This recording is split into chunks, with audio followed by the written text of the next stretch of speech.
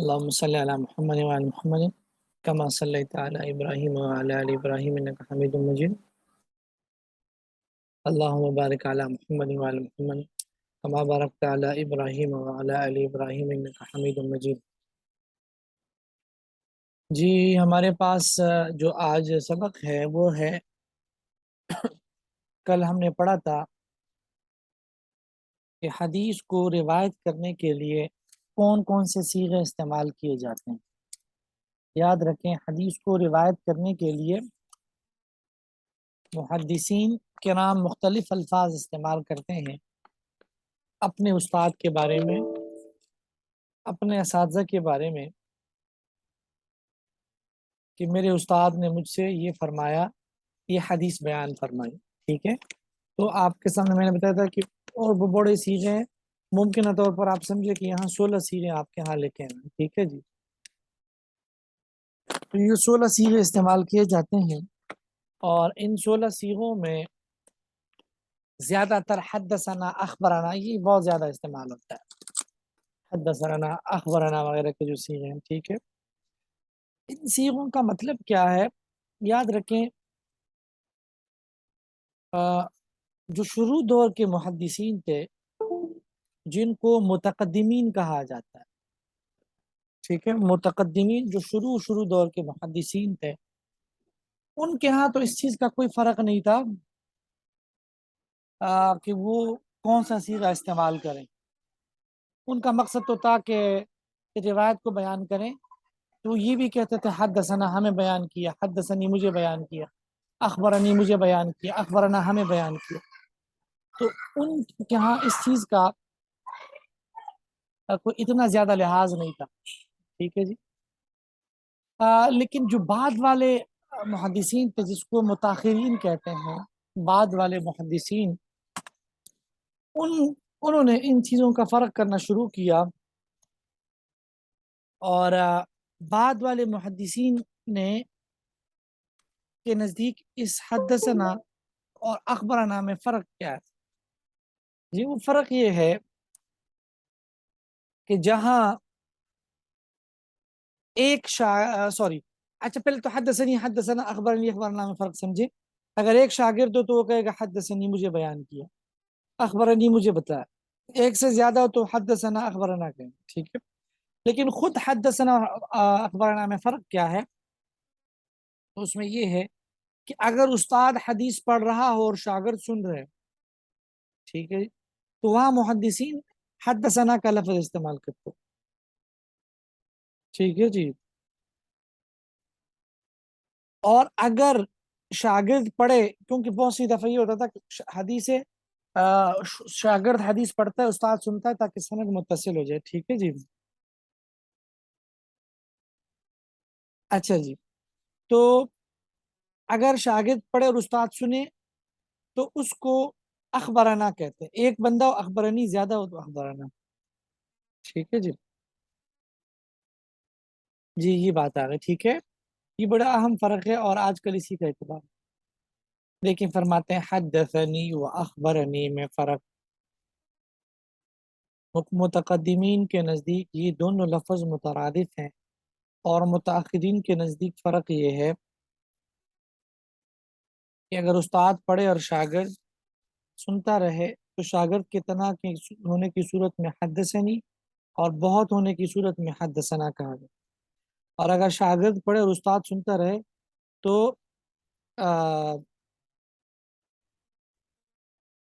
اگر شاگرد پڑھے استاد سنتا ہے تو شاگرد کے اکیلے ہونے کی صورت میں اخبرنی اور بہت ہونے کی صورت میں اخبرنا کہا جاتا ہے. ٹھیک ہے جی، جی یہ بتا دیں. ٹھیک ہے جی، آگے بیان کتب حدیثی بڑی اہم بات ہے. ٹھیک ہے جی، جی وہ اہم بات یہ ہے کہ حدیث کے حوالے سے بہت ساری کتابیں لکھی گئی ہیں. ٹھیک ہے جی، حدیث کے حوالے سے بہت ساری کتابیں لکھی گئی ہیں. وہ اس طور پر تو ساری حدیث کی کتابیں ہیں، لیکن اس کو مختلف کیٹیگریز میں تقسیم کیا گیا ہے. تو اس کو سمجھنا بہت ضروری ہے، ٹھیک ہے، ان اقسام کو سمجھنا، ٹھیک ہے جی۔ اس میں 9 قسموں میں اس کتابوں کو تقسیم کیا گیا ہے، ٹھیک ہے جی۔ نمبر 1 جامع، ٹھیک ہے، نمبر 2 سنن، نمبر 3 مسند، نمبر 4 معجم، نمبر 5 جز، نمبر 6 مفرد، نمبر 7 غریب، نمبر 8 مستخرج، نمبر 9 مستدرک۔ یہ جو ہے 9 کی 9 قسمیں ہیں، ٹھیک ہے جی۔ جو کہ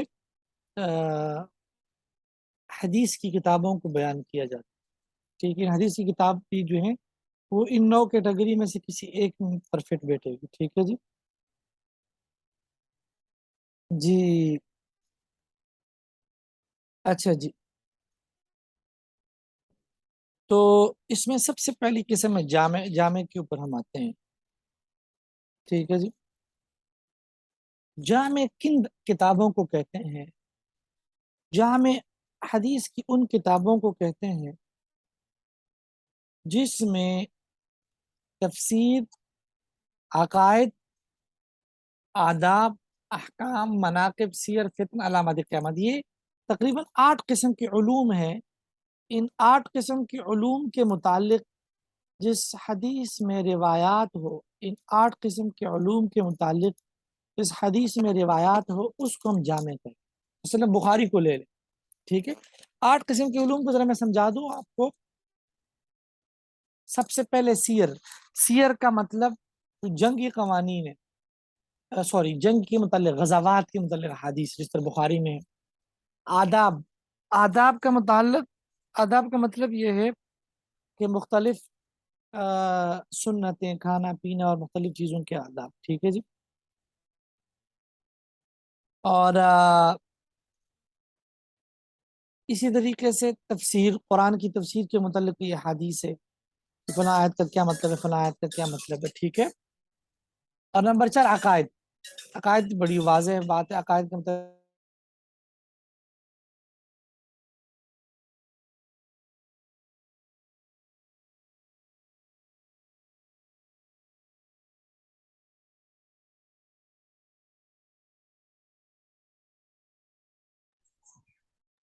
جی آواز نہیں آ رہی جی۔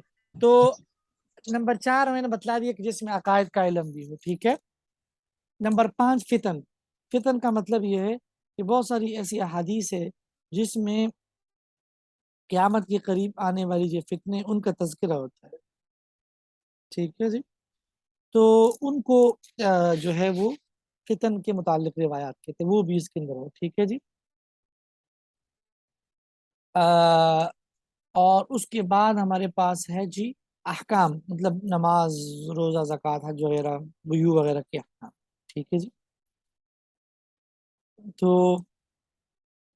یہ بات آ گئی۔ اور اس کے بعد ہے جی اس کے اندر اشرات۔ اشرات کا مطلب قیامت کی علامات، اشرات الساعہ، ٹھیک ہے۔ اور اس کے بعد ہے مناقب۔ مناقب کا مطلب فضائل، حضور اقدس صلی اللہ علیہ وسلم کی سیرت کی، پھر ہر صحابی کے مناقب اور فضائل، ٹھیک ہے جی۔ تو یہ جو ہے یہ جامع کے اندر آتی ہے۔ اور جامع کے اندر جو کتابیں آتی ہیں اس میں بخاری ہے، ترمذی وغیرہ ہے، ٹھیک ہے۔ اس کو ہم دیکھیں بخاری کا نام ہے جامع صحیح بخاری، ٹھیک ہے جی، ٹھیک ہے جی۔ تو یہ بات آ گئی، ٹھیک ہے۔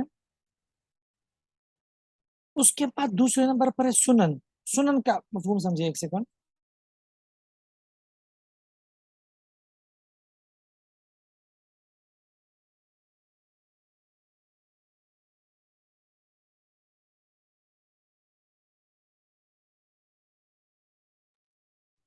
اچھا جی، اس کے بعد ہمارے پاس سنن۔ سنن کن کتابوں کو کہتے ہیں؟ سنن ان کتابوں کو کہتے ہیں کہ جس میں زیادہ تر احکام کی روایات ہو اور وہ فقہ کی ترتیب کی متعلق ہو۔ جس طرح فقہ کی کتابوں میں پہلے کتاب طہارت ہے، طہارت میں پہلے وضو، طہارت حکم وضو، پھر غسل، پھر تیمم، پھر اس طرح کے احکام، اس کے بعد کتاب الصلاح، پھر کتاب الزکاة، پھر کتاب الحج، پھر کتاب الصوم. ٹھیک ہے جی. تو یہ جو ہے فقی ابواب کے مطابق جو احکام کی روایات ہو، ایسی کتابوں کو سنن کے. ٹھیک ہے جی. جیسا کہ سنن ابو داؤد ہے، سنن نسائی ہے، سنن ابن ماجہ وغیرہ. ٹھیک ہے جی. یہ کتابیں سنن کے زمین میں ہیں. جی. اچھا جی. اس کے بعد ہے مسند. ٹھیک ہے. مسند کس کو کہتے ہیں؟ جی. مسند اس کو کہتے ہیں جس میں صحابہ کرام کے ناموں کے مطابق روایات. مثلا حروف ہجا کے اعتبار سے سب سے پہلے الف ابو بکر صدیق رضی اللہ عنہ سے جو جتنی بھی روایت جس موضوع پہ مروی پہلے وہ ہو. پھر با سے جو صحابی ہے اس طرح کے نا جی. یا رتبے کے اعتبار سے صحابی کا رتبہ اس کی پہلی روایت ہو، پھر دوسرے صحابی کا جو رتبہ اس کی پھر روایات. مقصد یہ ہے کہ جس میں روایات کس حوالے سے ہو جی، جس میں روایات صحابہ کے اعتبار سے ہو، چاہے وہ حروف ہجا کے اعتبار سے ہو، چاہے ان کے رتبوں کے اعتبار سے. ٹھیک ہے جی. جی. اور موجم کن کتابوں کو کہتے ہیں؟ جس میں احادیث اپنے اساتذہ کے اعتبار سے، یعنی پہلے ایک استاد سے جو حدیث پڑھی اس کو بیان کیا جائے، پھر دوسرے استاد سے جو روایت پڑھی اس کو بیان کیا جائے. ٹھیک ہے جی. جز اس کتابوں کے جس میں صرف ایک مسئلے کے متعلق حدیث جمع ہو. آپ چاہتے ہیں طلاق کے متعلق کوئی کتاب ہے جو حدیث جمع کرنا چاہتے ہیں، تو اس کتاب کو حدیث کے فن کے اعتبار سے جز کہیں گے. ٹھیک ہے جی. اس کے بعد ہے مفرد وہ کتاب ہے جس میں صرف ایک شخص کی تمام تر روایت ذکر ہو. اور غریب وہ حدیث کی کتاب ہے جس میں ایسی روایات جو صرف ایک محدث نے روایت کیا ہے. ٹھیک ہے جی. تو ایسی متفردات کو اس کو غریب کہا جاتا ہے. ٹھیک ہے. اس کے بعد ہے مستخرج. مستخرج کس کو کہتے ہیں؟ مستخرج کہتے ہیں کہ ایک کتاب ہے مثلا بخاری. اب بخاری میں جو احادیث ہے ان احادیث کی اور سندیں بھی ہو سکتی ہیں. تو آپ ایک کتاب لکھیں اور اس میں آپ بخاری کی جو حدیث ہے ان کی جو وہ سند ہے جو بخاری میں نہیں، ان سندوں کو کے ساتھ آپ ان روایات کو بیان کریں، اس کو مستخرج کریں. ٹھیک ہے جی. اس حوالے سے مستخرج بوانا. ایک ہے مستدرک. مستدرک کا مطلب یہ ہے کہ مثلا امام بخاری نے شرائط لکھی ہے کہ میں اپنی کتاب میں ان احادیث کو روایت کروں گا جس کے اندر یہ شرائط کہ راوی نیک ہو، عادل ہو، فلاں فلاں ہو. اب ان شرائط کے مطابق امام بخاری کو جو روایت ملی انہوں نے لکھ دی، لیکن ان شرائط کے مطابق دوسری روایات بھی تھی لیکن امام بخاری کو نہیں مل سکی. اب کوئی مصنف محدث اٹھا اور انہوں نے ان روایات کو جمع کیا تو ان کی کتاب کو مستدرک کہیں گے، مستدرک حاکم وغیرہ. ٹھیک ہے. اس کی اردو پڑھ لیں گے آپ، یہاں سے پڑھ لیں گے بیان کتب حدیث.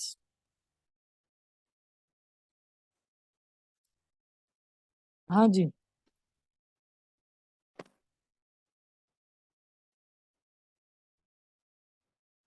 جی جی استاد جی. پڑھ لیں جی آگے. میں پڑھتی ہوں. جی. بسم اللہ الرحمن الرحیم. کتب حدیث میں مختلف اعتباروں سے مشہور دو قسمیں ہیں. پہلی تقسیم حدیث کی کتابیں. وضع و ترتیب مسائل کے اعتبار سے 9 قسم ہیں: جامعہ، سنن، مسند، معجم، یہ کیا ہے، جزا، مفرد، غریب، مستخرج، مستدرک.